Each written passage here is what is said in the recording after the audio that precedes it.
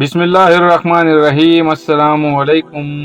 رومی رحمۃ اللہ علیہ کو سننے کے لیے دور دور سے لوگ آتے تھے۔ ایک دن ایک طوائف جس کا نام ڈیزرٹ روز تھا بھی انہیں سننے کے لیے مسجد پہنچ گئی۔ اس نے اپنا حلیہ بدل لیا تھا۔ رومی کی گفتگو سننے کے دوران اس کے ایک پرانے گاہک نے اسے پہچان لیا۔ اس پر ایک شور مچ گیا کہ ایک طوائف مسجد میں موجود ہے۔ لوگوں نے اسے وہاں سے نکالا اور باہر لے آئے۔ ہجوم میں غصہ بڑھ رہا تھا۔ ڈیزرٹ روز کو لگا اب اسے وہیں کھڑے کھڑے سنگسار کر دیا جائے گا۔ اسی اثناء میں ایک درویش اس ہجوم کے قریب پہنچا اور چیخ کر بولا، رک جاؤ، ہجوم ساکت ہو گیا، تم لوگوں کو شرم آنی چاہیے۔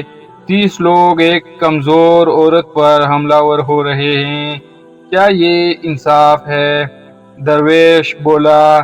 مجمع میں سے کوئی بولا، یہ طوائف یہاں ایک مرد کے لباس میں آئی تاکہ ہم اچھے مسلمانوں کو دھوکہ دے سکے۔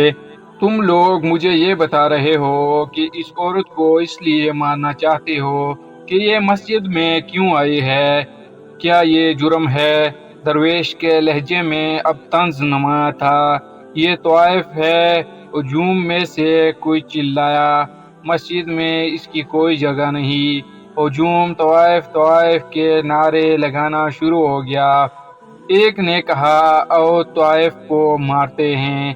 لگتا تھا اس ایک فقرے نے درویش کے جلال کو مزید تیز کر دیا۔ رک جاؤ اور مجھے ایک بات بتاؤ، کیا تم واقعی اس عورت سے نفرت کرتے ہو یا اسے حاصل کرنے کی خواہش ہے؟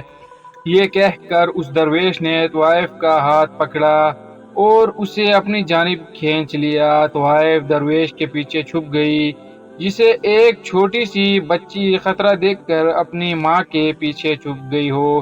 ہجوم کے سربراہ نے درویش سے کہا، تم اس علاقے میں اجنبی ہو، تم بہت بڑی غلطی کر رہے ہو، تمہیں ہمارا پتہ نہیں، تم اس سے دور رہو۔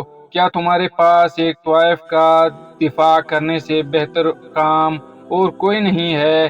درویش ایک لمحے کے لیے خاموش رہا، جیسے وہ اس سوال پر غور کر رہا تھا۔